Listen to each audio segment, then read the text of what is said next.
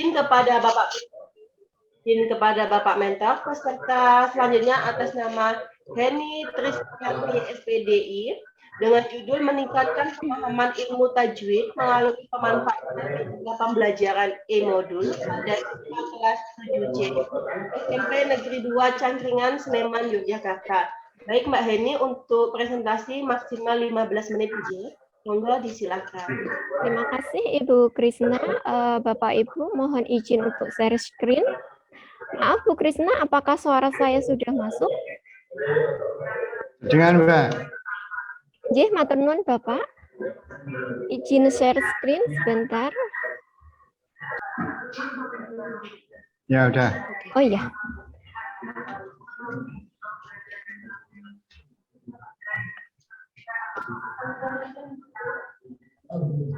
Bismillahirrahmanirrahim.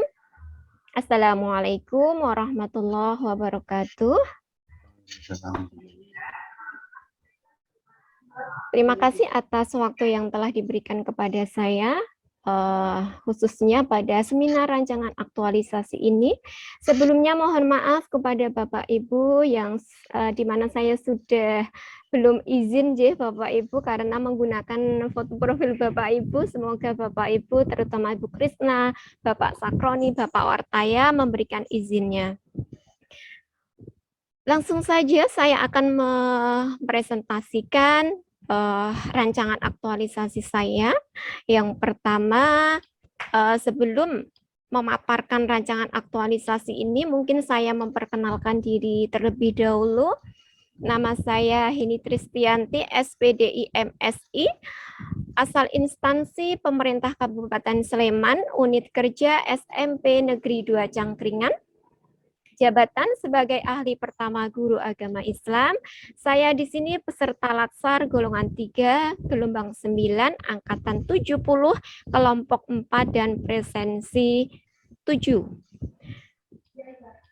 Kemudian untuk rancangan aktualisasi ini, di mana saya mengambil judul meningkatkan pemahaman ilmu tajwid melalui media pembelajaran e-modul pada siswa kelas 7C SMP Negeri 2 Cangkringan.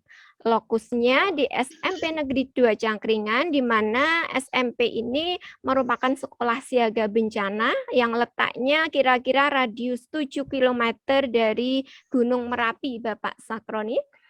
Kemudian nilai organisasi yaitu budaya satria. Bapak Ibu yang saya hormati, kita tahu bahwa pandemi COVID-19 ini sangat besar sekali pengaruhnya, terutama untuk kita bidang pendidikan, di mana mau tidak mau, suka tidak suka, kita harus beralih proses pembelajaran sementara ini dari proses pembelajaran tatap muka menjadi proses pembelajaran jarak jauh atau daring atau PJJ. Kemudian, apabila pembelajaran jarak jauh ini tidak dikemas secara kreatif, inovatif, menyenangkan, maka akan menimbulkan dampak di mana siswa akan bosan belajar. Kemudian setelah bosan belajar, maka siswa atau pemahaman pengetahuan siswa itu berkurang, yang nantinya output hasil belajar siswa itu rendah. Kemudian selanjutnya, dalam prioritas penentuan isu ini, selama saya mengajar di SMP Negeri 2 Cangkringan ini, ada beberapa isu atau permasalahan yang saya temui khususnya di mata pelajaran pendidikan agama Islam, di mana dari kelima isu ini saya analisis menggunakan metode USG atau USG, di mana hasilnya yang mendapat prioritas utama dari kelima isu ini adalah rendahnya pemahaman ilmu tajwid oleh peserta didik. Tentunya ada beberapa alasan kenapa siswa itu memiliki tingkat pemahaman rendah, di antaranya yang pertama tidak aktif dalam pembelajaran, kemudian siswa malas untuk baca tulis Al-Quran, kemudian malas membaca khususnya materi ilmu tajwid di buku paket yang kebanyakan atau sebagian besar buku paketnya cukup tebal. Kemudian yang keempat, pemahaman ilmu tajwid rendah sehingga capaian hasil belajar yang rendah dan akhirnya tujuan pembelajaran tidak tercapai. Untuk selanjutnya, dalam pemilihan isu terpilih dan gagasan pemecahan isu ini, saya akan melakukan kegiatan aktualisasi sebanyak 9 agenda atau 9 kegiatan yang nantinya akan saya paparkan di matriks, begitu. Kemudian untuk tujuan dan manfaat aktualisasi ini tentunya tujuannya untuk menyelesaikan isu yang terjadi terutama di rendahnya pemahaman ilmu tajwid serta membuat dan memanfaatkan e-modul untuk meningkatkan pemahaman ilmu tajwid tersebut.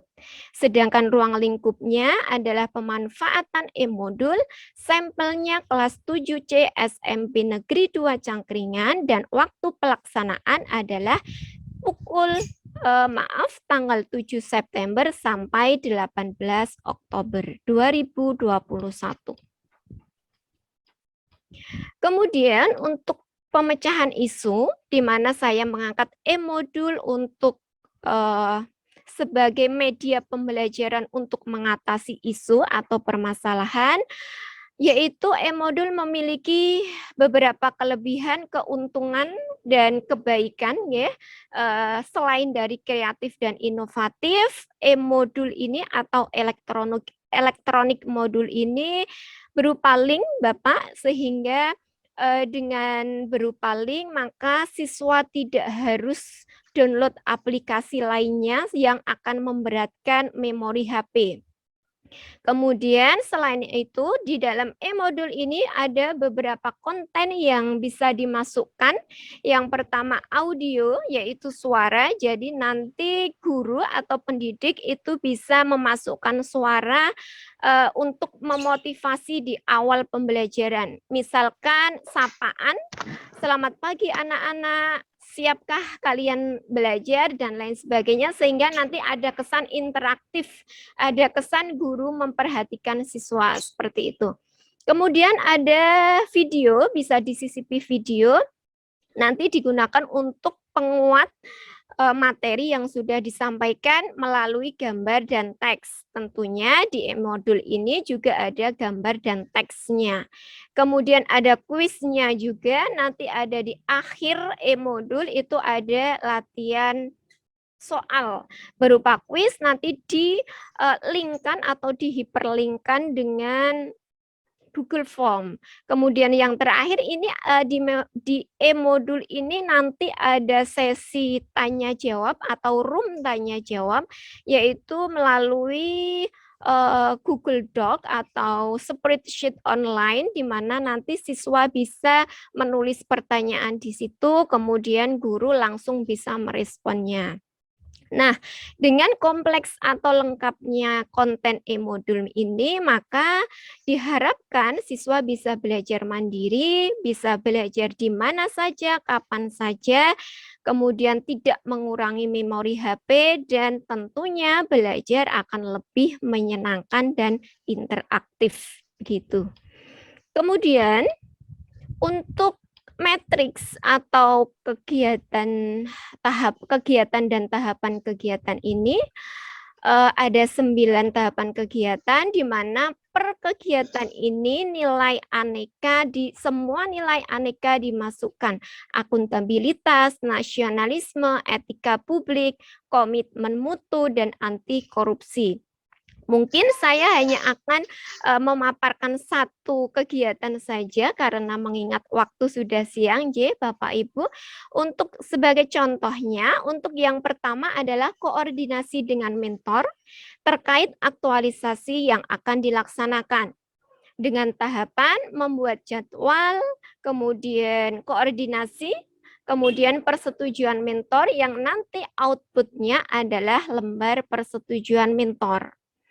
Dan nilai aneka yang masuk adalah yang pertama akuntabilitas, yaitu jujur dan transparan, artinya peneliti atau penulis itu secara terang-terangan tanpa ditutup-tutupi mengemukakan atau menjelaskan permasalahan yang sudah terjadi selama mengajar. Kemudian nasionalisme, dalam konsultasi atau koordinasi ini peserta dan mentor melakukan musyawarah, melakukan kesepakatan. Kemudian etika publik, tentunya peserta dengan mentor melakukan koordinasi dengan bahasa yang hormat, santun, bahasa sopan dan halus dan seperti itu. Kemudian komitmen mutu, yaitu orientasi pada mutu, di mana kegiatan ini, koordinasi ini untuk berorientasi pada mutu kepada perbaikan. Kemudian anti korupsi, yaitu jujur dengan adanya tidak ada yang ditutup-tutupi. Mungkin di matriks cukup satu dulu, kemudian tahapannya yaitu kegiatannya, yang pertama koordinasi, kedua membuat RPP, ketiga membuat e-modul, keempat uji coba e-modul dengan mentor dan teman sejawat, yang kelima membuat soal pretest, kemudian yang selanjutnya membuat melakukan pembelajaran e-modul, kemudian melakukan post-test, dan endingnya atau di akhir kegiatan adalah membuat laporan. Itu adalah matriks rancangan aktualisasi. Yang selanjutnya adalah jadwal aktualisasi, di mana dijadwalkan tanggal 7 September sampai 18 Oktober, kira-kira sekitar 43 hari kalau tidak salah, mohon maaf. Sudah ada per kegiatan, sudah ada tanggalnya dan sudah ada bukti rencana bukti kegiatannya. Mungkin sekian Bapak Ibu yang dapat saya presentasikan. Untuk selanjutnya kepada beliau Bapak Dr. Andes Sakroni yang nantinya mohon untuk memberikan saran dan masukan. Terima kasih. Waktu saya kembalikan kepada Ibu Krisna. Monggo Ibu Krisna. Terima kasih Mbak Heni atas presentasinya. Baik, Bapak mentornya? Bapak mentor ada Ibu? Bapak Wartaya. Oh ya, Wartaya nggih. Bapak Wartaya mohon on kamera nggih. Selamat datang Bapak Mentor, selanjutnya dapat memberikan testimoni terhadap rancangan aktualisasi ini. Monggo silakan Bapak. Terima kasih. Assalamualaikum warahmatullahi wabarakatuh. Assalamualaikum warahmatullahi wabarakatuh. Mohon maaf, ini ada kendala sedikit. Mohon maaf. Yang saya hormati Bapak Penguji dan Ibu moderator dan juga Mbak Eni yang sudah memaparkan aktualisasinya. Pertama kita panjatkan syukur kepada Allah SWT yang memberikan kendala kesehatan dan keselamatan sehingga pada siang hari ini saya diberikan mendampingi CPNS kami yaitu Mbak Eni Kristiani. Bapak Ibu yang saya hormati, mohon maaf ada kendala sedikit yang kebetulan kami ini koordinasi tentang vaksin di SMP 1 Memplak, jadi tidak di sekolah sendiri. Saya tadi begitu datang minta bantuan oleh pengurus lab SMP 1 untuk membukakan ini. Jadi kok ada kendala ya Bapak. Yang intinya terima kasih sudah bisa masuk dan juga mohon maaf keterlambatan ini sehingga kurang begitu lancar. Bapak Ibu yang saya hormati, ini untuk aktualisasi Mbak Eni, sebetulnya saya sangat berterima kasih dengan adanya pembelajaran PJJ.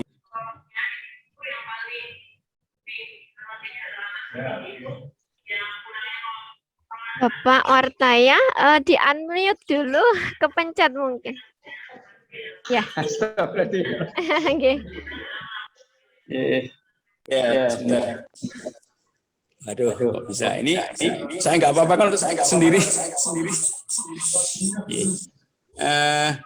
Di dalam PJJ, Bapak Ibu, sekarang memang perlu kreativitas dari Bapak Ibu guru supaya bisa diterima siswa apa yang disampaikan pelajaran tersebut. Kalau tanpa inovasi, saya kira tentu saja memang kita nggak bisa tetap.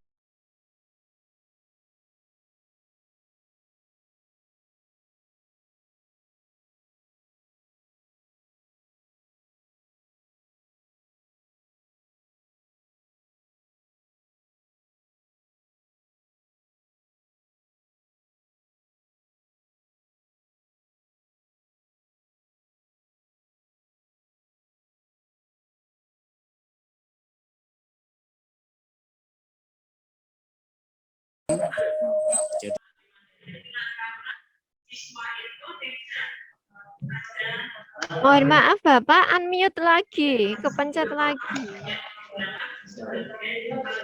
Salah satu dimatikan saja Bapak. Iya, sama-sama matikan HP-nya. Sudah bisa terdengar? Sampun Bapak.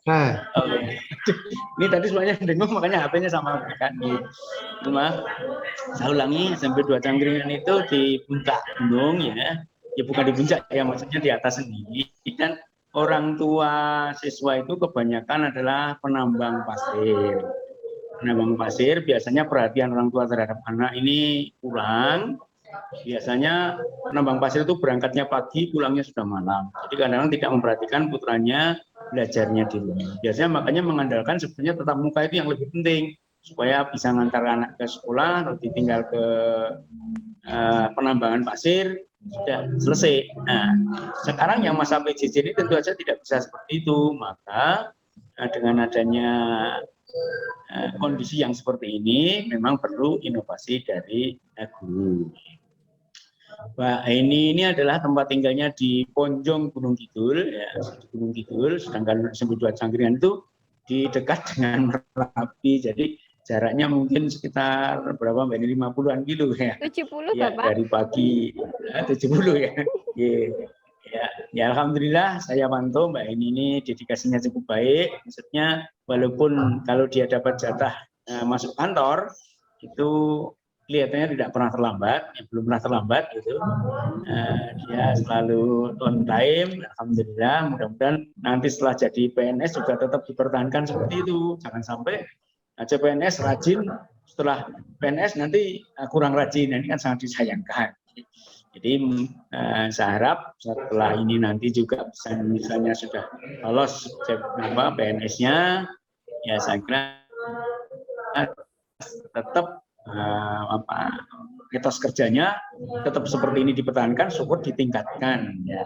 Jadi monggo supaya lebih menarik, memotivasi juga yang tua-tua, karena sebagian besar itu adalah sudah tua, sudah mungkin 2-3 tahun lagi pensiun, jadi tidak ada yang muda-muda, supaya lebih semangat. Ini tentu saja Sembu Dua Cangkringan ini sudah kekurangan tenaga. Jadi itu yang saya sampaikan. Saya mendukung sekali dengan adanya ilmu ini, yang mudah-mudahan bisa digunakan sebaik-baiknya, jadi nanti bisa bermanfaat bagi anak, tidak hanya di kelas 7C ke depannya, mungkin bisa semua kelas nanti bisa dibuatkan, nanti bisa dibuat materinya supaya bisa mempelajari. Saya kira demikian apa yang saya sampaikan.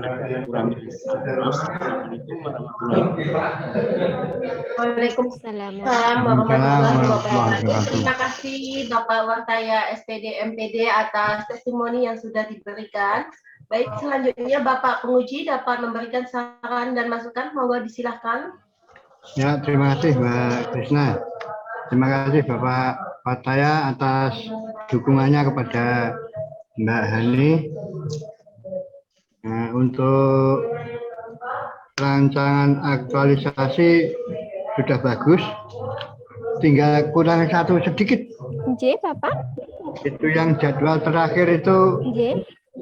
2 hari, nggak boleh 3 hari. Oh, J. Ya. J, J Bapak, insya Allah revisi. Cuman itu aja, nggak ada perbaikan, sudah bagus. Alhamdulillah.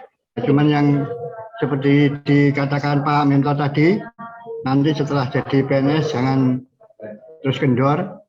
Insya Allah, insya Allah. Karena itu jauh itu, 70 kilo. J Pak. Sama Mbak Krisna itu juga jauh itu.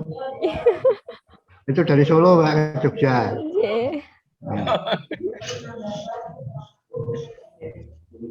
Ya mohon nanti ya biar nggak lelah cari kontrakan atau gimana biar nggak capek. Oke Bapak. Ya untuk itu Bapak, Pak Mentor, ini karena pembentukan karakter para CPNS ini diberi istilahnya diberi pembelajaran, yaitu pembelajaran pembentukan karakter. Dalam pembentukan karakter itu kita pelajarannya diulang-ulang. Jadi yang pertama disuruh MOC itu suruh belajar sendiri. Setelah belajar sendiri disuruh ujian. Dan ternyata yang ikut CPNS lulus ujian Bapak. Jadi berarti dia sudah membuktikan bahwa dia betul-betul ingin melaksanakan tugas dengan baik. Setelah itu dalam pembelajaran kita ulang lagi dengan 4 agenda. Agenda pertama siap siaga, bela negara, wawasan kebangsaan. Terus agenda kedua masuk ke nilai-nilai ASN atau disebut aneka. Terus ketiga ini aktualisasi, ini disuruh istilahnya membuat rencana, dan rencana itu dipraktekkan di tupoksi masing-masing atau di kantornya masing-masing, yang di sekolahannya di sekolahan, yang di kantor yang di kantor. Dan agar nantinya masuk kantor itu tidak tanggung, jadi sudah bisa langsung membaur dengan teman kerjanya. Nah, untuk mengaktualisasikan ini nilai-nilai aneka atau nilai-nilai dasar PNS atau ASN, itu kita disuruh membuat rencana ini dan dipraktekkan itu tadi. Dan nantinya setelah jadi PNS atau ASN itu sudah tidak dicatat lagi, tapi sudah langsung kita buktikan dengan perilaku kita sehari-hari. Jadi kita di kantor, di lingkungan rumah itu kita tetap menerapkan nilai-nilai ASN.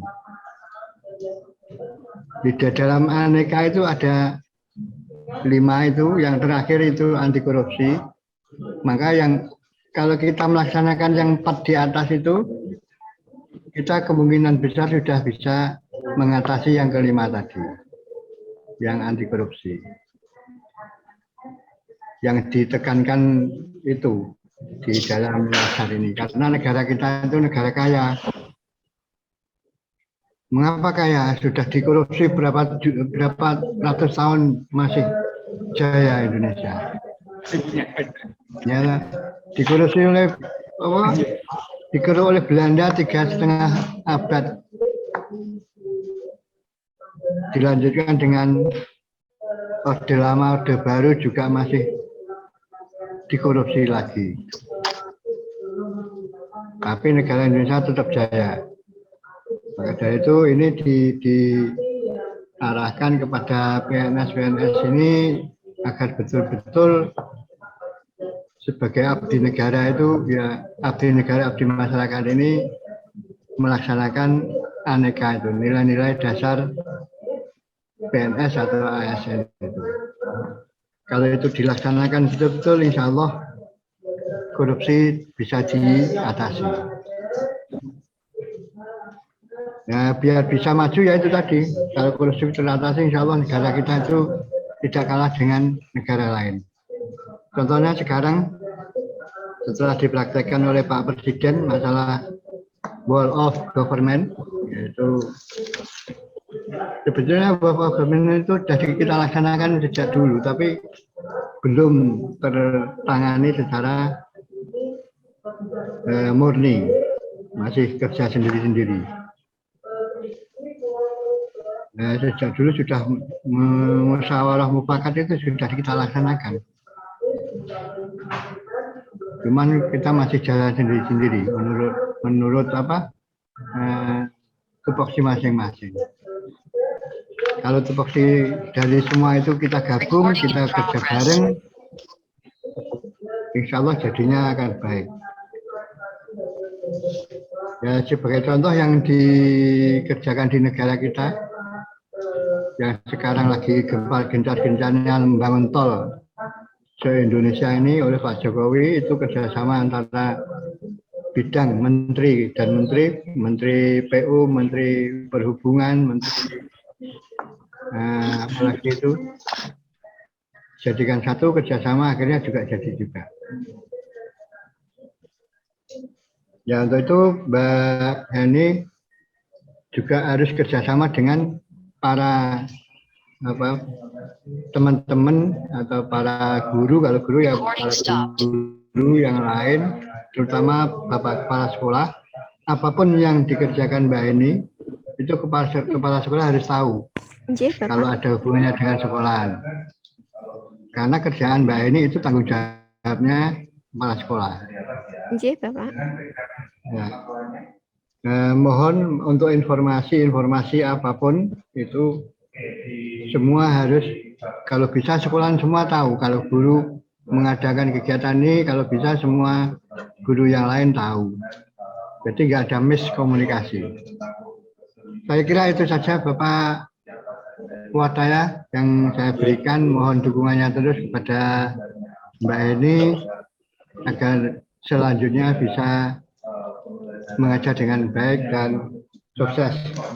Dari saya cukupi, waktu saya silakan kepada Mbak Krisna. Silakan Mbak. Matur suwun Bapak Penguji atas saran dan masukannya. Selanjutnya Mbak Heni dapat memperbaiki rancangan aktualisasi sesuai dengan saran dari Bapak Penguji J.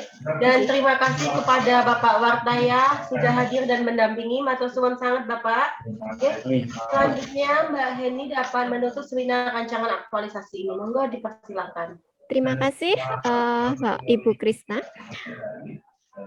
Terima kasih Bapak Dr. Andes Sakroni selaku penguji yang telah memberikan masukan, yang telah memberikan perbaikan dan nasihat tentunya Bapak yang sangat berguna sekali untuk bekal kami untuk melanjutkan perjuangan yang tentunya tidak semakin ringan tetapi semakin berat dan kompleks lagi, supaya semoga apa yang Bapak sampaikan bisa kami terapkan selaku CPNS untuk di dalam dunia pendidikan.